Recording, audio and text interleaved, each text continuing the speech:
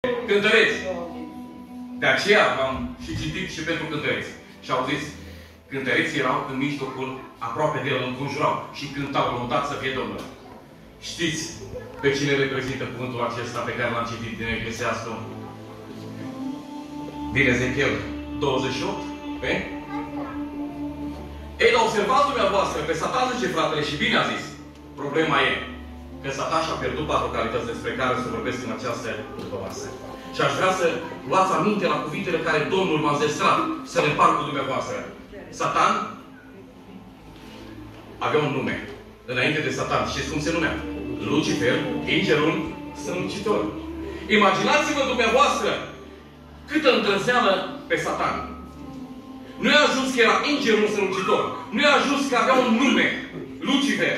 Nu i-a ajuns. I-a mai trăuit încă ceva. Și ce a trăuit? Să stea și pe scaunul, că așa am citit, dacă ați reținut. Să stea și pe scaunul lui Dumnezeu. Nu dumneavoastră predicați, fraților, că Dumnezeu nu-și împarte slava cu nimeni. Își împarte Dumnezeu scaunul, tronul, cu cineva? Niciodată. Imaginați-vă cum am citit. Aduceți-vă aminte, unde, când s-a înălțat Domnul Iisus Hristos, a stat pe scaunul lui Dumnezeu. Bine am zis? N-am zis bine. Rețineți când vorbesc, corectați-mă. Spune că s-a înălțat și a stat la dreapta, înseamnă că Tatăl e pe scaun, lăudat să fie Domnul. Păi dacă Fiul nu poate să le iei, păi poate să le iei un înger? Nici de cum.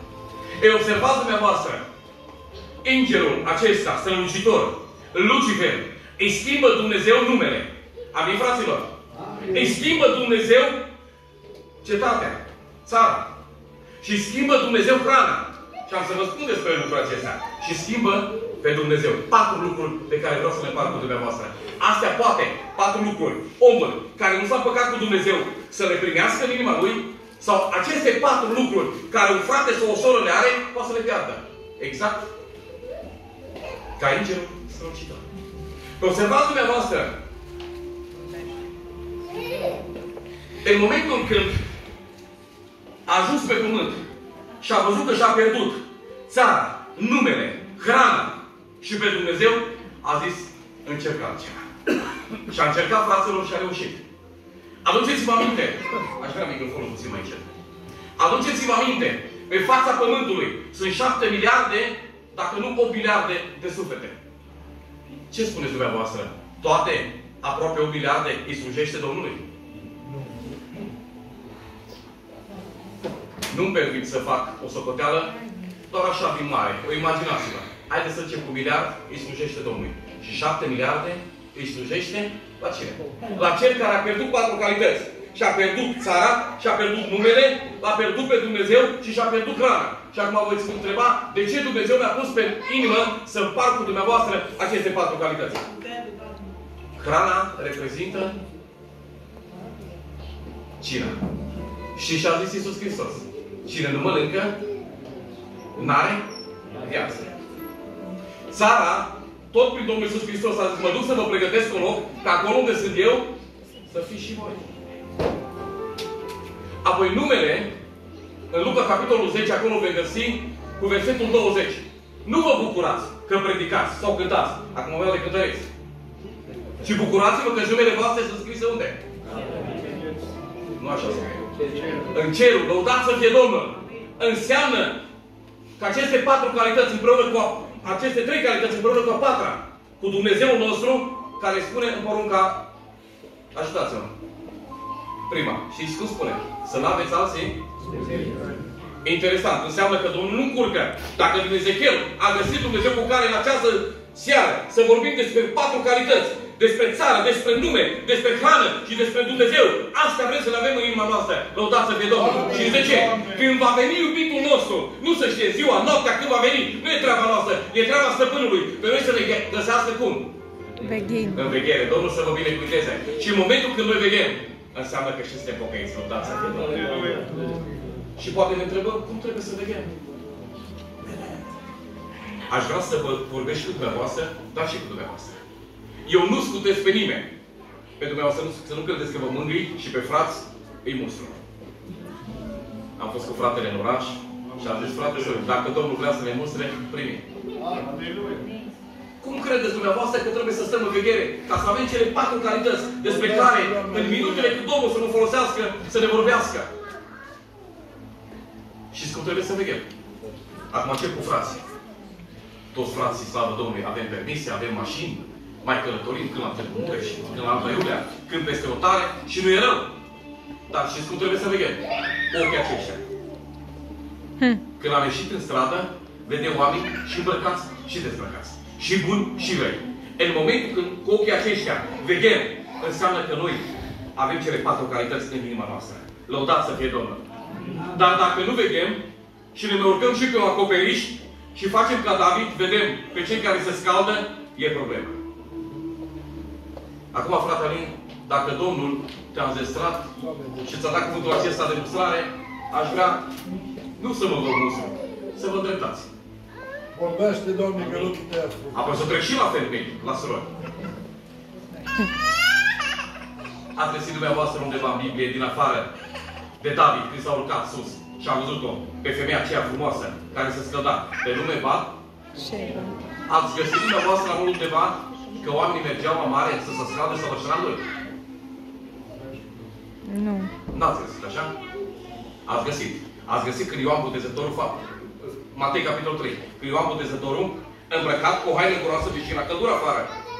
Era și legat cu haină de cămilă, de sus până jos. A intrat în Iordan. Amin?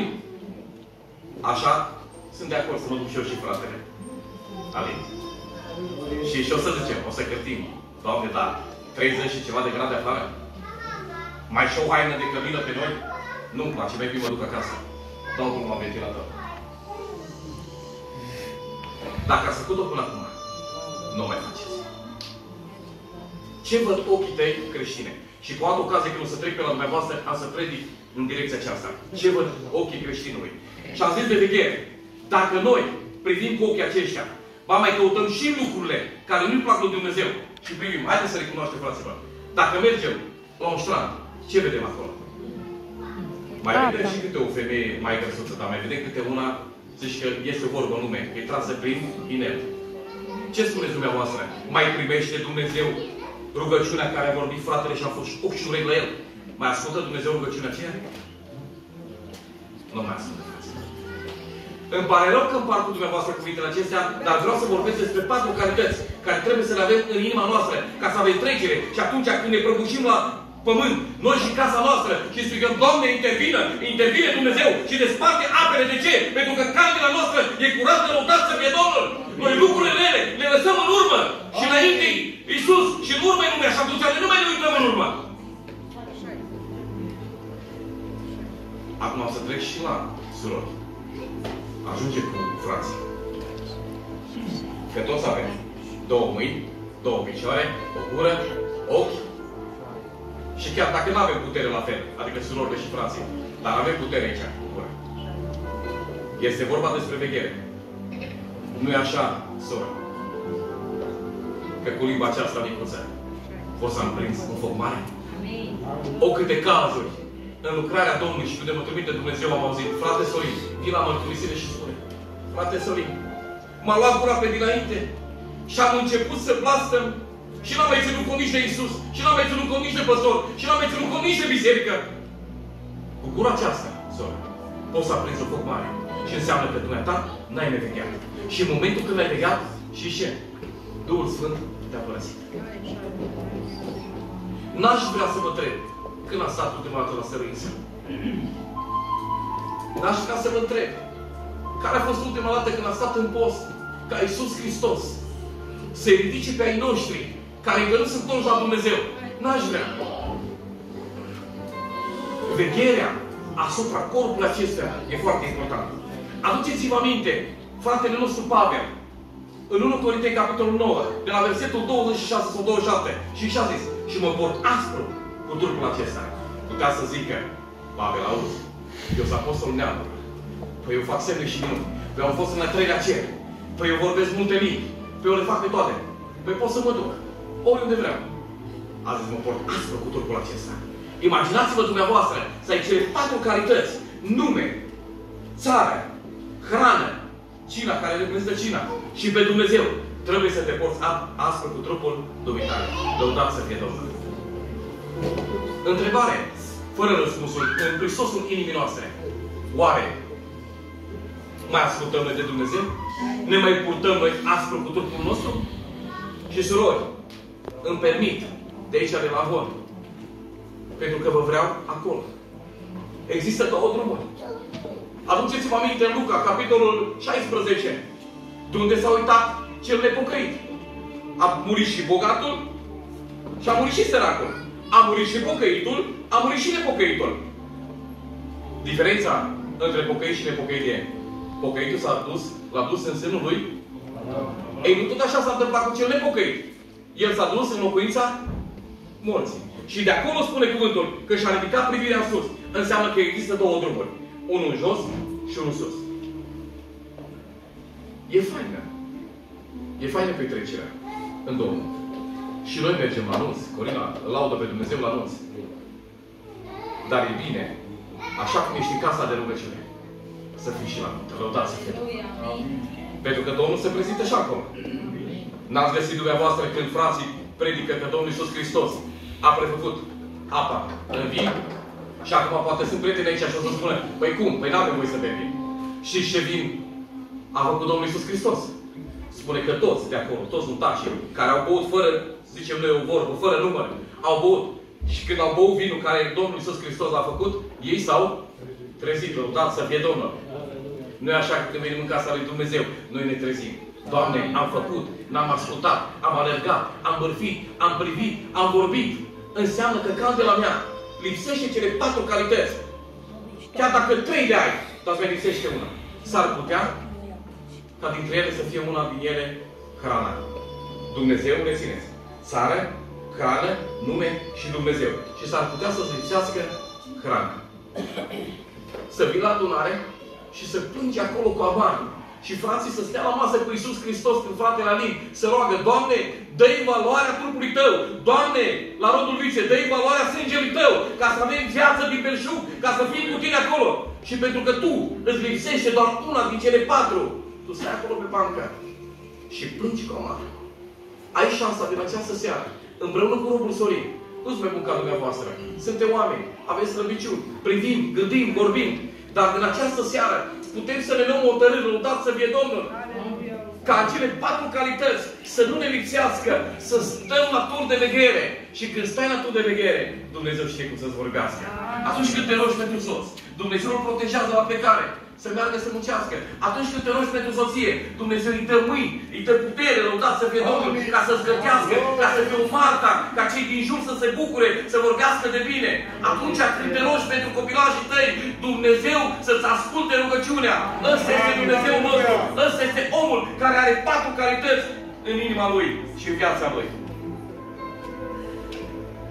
Aș vrea să vă vorbesc despre o femeie care a pierdut câteva calități din cele 4. Este vorba despre Naomi. Știți cum se numea femeia aceasta în cartea Rut? Știți cum se numea Naomi? Naomi, care tradus înseamnă plăcuta.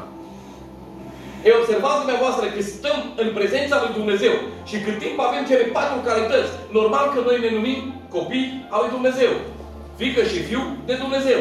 Dar în momentul când nu avem cele 4 calități în viața noastră, intervine falimentul. Intervine durerea. Intervine despărțirea. Intervine, și s-a amintit aici, oameni care pleacă. Și e grea despărțirea, fraților. Femeia aceasta locuia în țara pâinii, în Betlehem. Betleemul tradus înseamnă țara pâinii. Acolo s-a născut Iisus. Ei, observați dumneavoastră, femeia aceasta, cuvântul spune că era în belșug.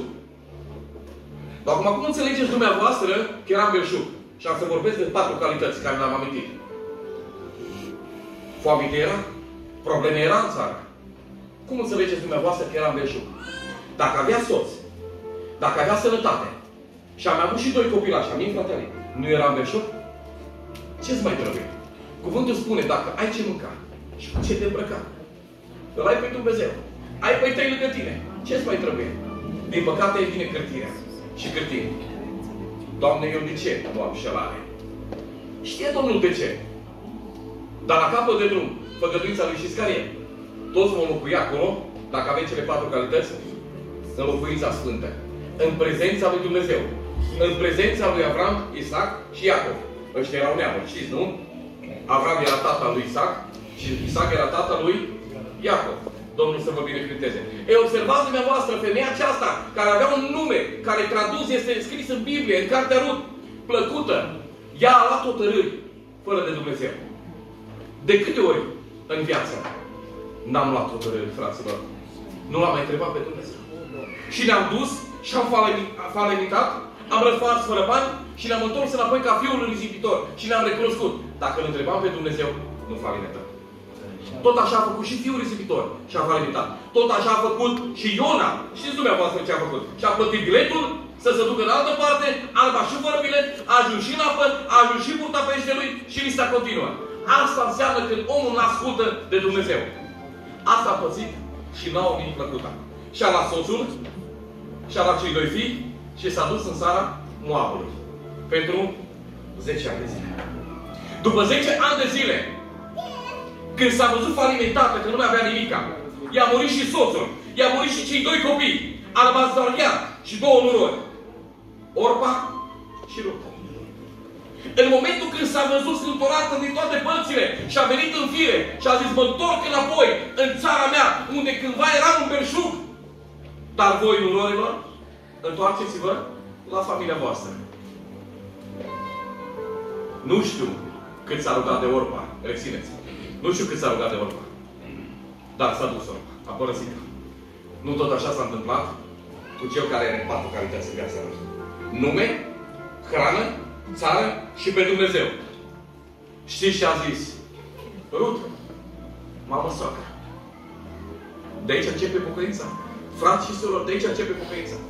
Mamă soacră, nu mai sta de bine să mă duc, nu mă duc. Unde vei merge tu? Voi merge și eu. Poporul tău va fi și poporul meu. Dumnezeul tău va fi și Dumnezeul meu. Și am vorbit și despre hrană. Și ce vă mânca tu? Voi mânca și eu. Unde vei locui tu? Voi locui și eu. Asta da pocăință, lăudat să fie Domnul. Privește Domnul la viața noastră, la gândirea noastră, la faptele noastre și când ne vede că suntem acolo pe stâncă și suntem indicatoare și îl ascultăm și îl urmăm și îl glorificăm și îl lăudăm pe el, lăudat să fie Domnul, intervine Dumnezeu și toarnă și când toarnă Domnul, primește frate și surorile un talent, 2 și pauză până la 5. Apoi dacă Dumnezeu vrea să dea și 5, lăudat să fie Domnul, să dea. Au venit înapoi. Să vedeți ce înseamnă că am zis că Naomi, plăcuta, și-a pierdut câteva calități. Și-a pierdut numele, rețineți, și și-a pierdut familia. În momentul când s-a întors înapoi, în țara pâinii, în Betlehem, știți ce a spus? Oamenii dă greș.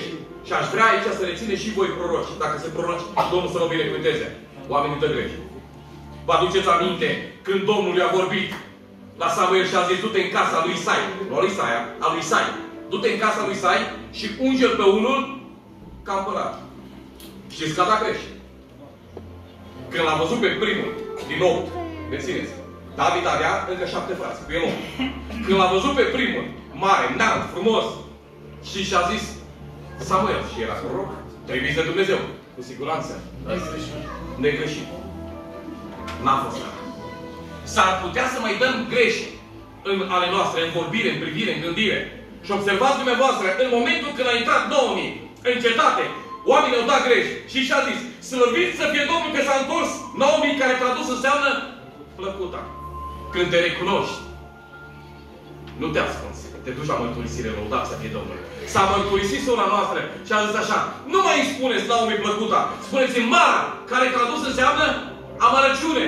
Nu e așa că era amărăciune în viața ei, pentru că nu l-a întrebat pe Dumnezeu. Ea era în belșug și s-a luat să plece într-o țară străină. L-a părăsit pe Dumnezeu și a părăsit țara și a părăsit hrana și și-a pierdut și numele. Din Naomi plăcută a ajuns în marea amărăciune. Doamne, ai milă! Vreau să fac cu dumneavoastră o pildă în această direcție.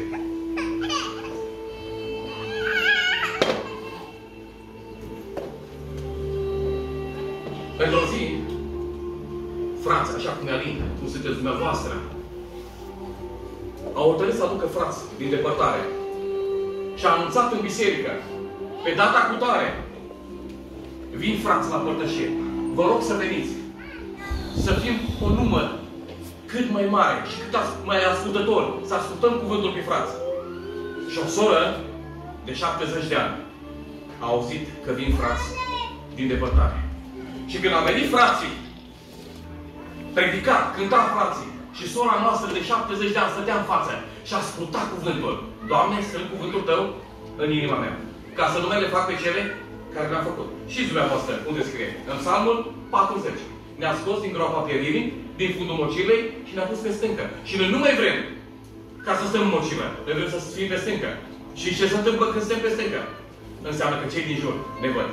Vede schimbarea în noi. Și chiar dacă în față, în cetate, i-am spus și la fratele Alin, chiar dacă în față, în cetate, nu recunoaște că Dumnezeu ne-a schimbat, dar la spate. În casele lor, cu siguranță vorbesc despre tine și despre mine. Mă, într-adevăr, ăsta a schimbat Dumnezeu. Să nu juri pe stradă și el să nu zică nimic. Să-i vorbești rău și el să tacă din gură. Gloria să-i podobească numele Lui Cel Sfânt. Sora noastră stătea în față și asculta cuvântul de la frați. Când s-a terminat slujba, aici iară vreau să vă învăț ceva. Nu pe frații lucrători, că știe. Noi nu avem programe. Noi avem slujbe. Fapte, capitolul 3. Petru și Ioan s-au dus la program. Nu așa scrie, fraților. Petru și Ioan se urcau la templu, la poarta frumoasă, ca să se roage, lăudat să fie Domnul. Noi avem slujbe. Înseamnă că ne mergem la slujbe să ascultăm. Și sora noastră, după slujbă, asculta cuvântul. Dar când s-a terminat slujba, la 70 de ani, a venit în față. Și aici e învățătură și pentru mine, dar și pentru tine. A venit în față și a zis: oamenii lui Dumnezeu, vă rog să veniți în casa mea. Am pregătit masa pentru voi. Când ești omul lui Dumnezeu, te duci și la cel mare, dar te duci și la cel micuț. Te duci și la cel tânăr, dar te duci și la cel bătrân. Lăudat să fie Domnul. Pentru că ai cele 4 calități în viața ta. Și vi-l amintesc. Nume, țară, hrană și pe Dumnezeu. S-au dus frații noștri la sora noastră de 70 de ani. Și când au intrat, aveau o căsuță micuță de pământ. Și când au intrat înăuntru, știți ce parchet avea? Și îmi place să-mi parcă dumneavoastră cuvântul acesta. Avea parchetul acela care îl foloseam și noi în urmă cu 30-40 de ani. Noroi, tot așa, știți dumneavoastră. Și dacă careva mai avea bani dintre noi, mai cumpăram și un vinilin, sau cum se numește, și puneam peste linoleu. Și au intrat înăuntru frații noștri. Și pământul acela frumos făcut, cu mâinile ei bătrâne. Și o măsuță în mijloc. Și o farfurie acolo. Și farfuria acoperită. Și când a descoperit-o, după ce s-au rugat frații noștri, și era acolo o bucată de mămălină, câteva ofierte și o bucată de slăbină. Și a zis: oameni lui Dumnezeu, luați și mâncați. Am auzit că veniți de la fratele păstor și el a fost și a lucrat cu ziua ca să vă dau de mâncare. Vreau să vă întreb, sora noastră avea cele 4 calități în inima ei. Lăudat să fie Domnul. Doamne, ajută-ne ca să fim niște oameni evlavioși, cu mâini sănătoase. Când ridicăm mâinile sus, să se ridice vădul, orfanul, să-i întărească Dumnezeu, să ne asculte rugăciunea. Credința noastră, lăudat să fie Domnul, va mântui și va vindeca pe cel bolnav. Dar trebuie să credem. Și noi, și dumneavoastră. Mai vreau să împart cu dumneavoastră doar un gând și apoi mă duc spre încheiere. Timpul trece. Mă aduceți aminte? Vă aduceți aminte când poporul iubit de Dumnezeu a fost scos din robie? Pentru că este vorba despre nume, despre țară, despre hrană și despre Dumnezeu. Vă aduceți aminte cum i-a scos Dumnezeu de acolo? Câte nenorociri trebuia să vină peste faraon și popor ca să-și vină în fire, ca să lase poporul să fie liber. Și totuși, frații noștri care au fost scoși cu mână biruitoare de Dumnezeu, în momentul când călătoria lor a fost de 38 de ani, aproape 40 de ani, în jurul muntelui Sinaia, ei au început să cântească. Frați și surori, despre cele 4 calități vreau să vorbesc în continuare. noi nu mai trebuie să cârtim. Pentru că într-o bună zi vom intra în bucuria stăpânului. Și acolo nu mai e plâns. Și chiar dacă e plâns, spune cuvântul că dacă o lacrimă îți va curge, mâna lui perforată, o să așterge lacrima, lăudat să fie Domnul. Să stai în bucuria stăpânului. Să stai cu Șadrac, Meșac și Abednego. Am vrut să vorbesc și despre ei. Și lor le-a schimbat. Și lor le-a schimbat numele. Și lor le-a schimbat țara. Dar n-a reușit să le schimbe hrana și n-a reușit să le schimbe pe Dumnezeu. Lăudat să fie Domnul. Cu altă ocazie. Acum vreau să rămân aici la izraeliți. A văzut mâna puternică de Dumnezeu. A văzut că nu mai trebuie să muncească normă dublă. A văzut că erau liberi. A văzut că călătoreau. Vedea că primește mâncare din cer de la Dumnezeu. Apă din belșug. Și totuși nu s-au mulțumit. Au început să câtească. Din păcate, cu părere de rău spun, în anii în care trăim, în zilele în care trăim, unii, nu toți, unii parcă ne mai îndoim. Matei 28. Când l-au văzut, au crezut. Dar unii din ei s-au îndoit. Au început să cârtească. Și aș vrea să rețineți cuvântul pe care îl împart cu dumneavoastră. Vedea cum vorbește Dumnezeu cu Moise. Cine credeți că a început să cârtească împotriva lui? Frații lui. Maria și Paron. Și și-au zis, oare Dumnezeu numai pe el poate să vorbească, pe noi nu poate să vorbească? Știți ce a zis omul lui Dumnezeu, David? Să mă ferească Dumnezeu, să mă ating. Deci unsul Domnului, trebuia să vorbesc și de aici, dar am trecut peste unsul Domnului și a pierdut cele 4 calități. Era apărat, era iubit, poporul a acceptat, Dumnezeu îi dădea mirință. Dar pentru că n-a ascultat, a pierdut toate 4 calități. Și a pierdut numele, și a pierdut hrana, și a pierdut țara care l-a așteptat, și l-a pierdut pe Dumnezeu. Ei, observați dumneavoastră, în momentul când au început să cârtească împotriva unsului lui Dumnezeu, împotriva fratelui lor, a trimis Dumnezeu, că s-a amintit aici de o lepră, de cei 10 leproși. A trimis Dumnezeu o lepră pe Maria. Mai ai curaj, Sorin și Corina, vorbesc despre noi, ca să nu vă simțiți dumneavoastră ofensați. Mai ai curaj să vorbești de unsul Domnului?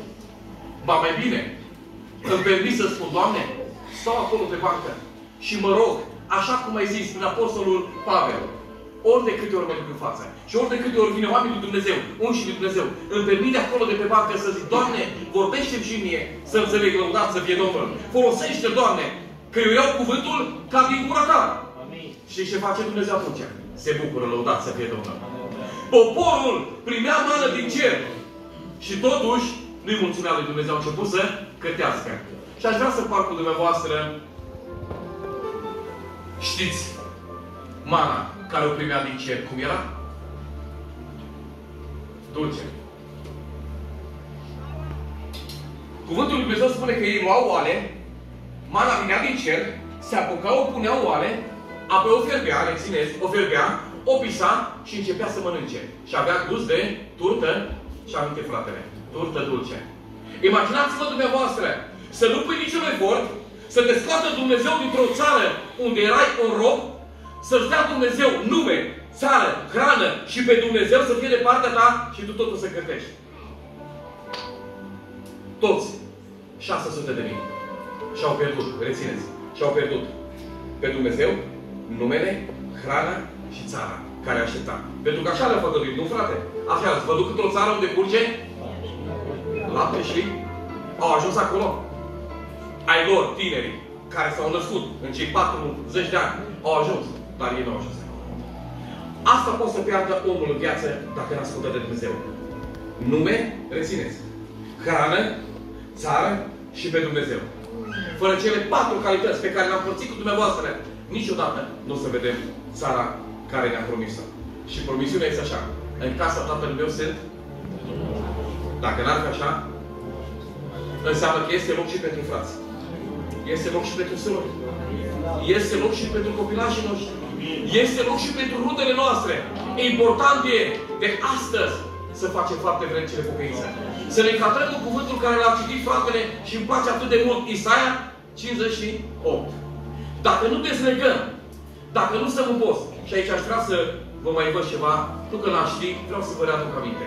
Când stăm în post, acolo fratele a trecut peste. Și ce mai trebuie să facem? Mâncarea care mânci tu să o iei, dă-o la sărac. Nu, acum normal, în 2022, luxul e mare, fraților. Pretențiile-s mari. Dar bagă mâna în buzunar. Și ăia 5 lei. Felința de pâine care tu mănânci, care trebuia să mănânci, și bucata aia de salam, bagă mâna în buzunar. Și aia 5 lei. Și dă-i numele Lui Iisus Hristos. Ca să fie lucrarea lui Dumnezeu completă. Lăudați să fie Domnul. Dumnezeu să vă binecuvânteze. Dumnezeu să vă tărească. Nu uitați. Suntem frați. Și nu uitați. Într-o bună zi vreau să fim acolo toți. Doamne ajută-ne. Amin.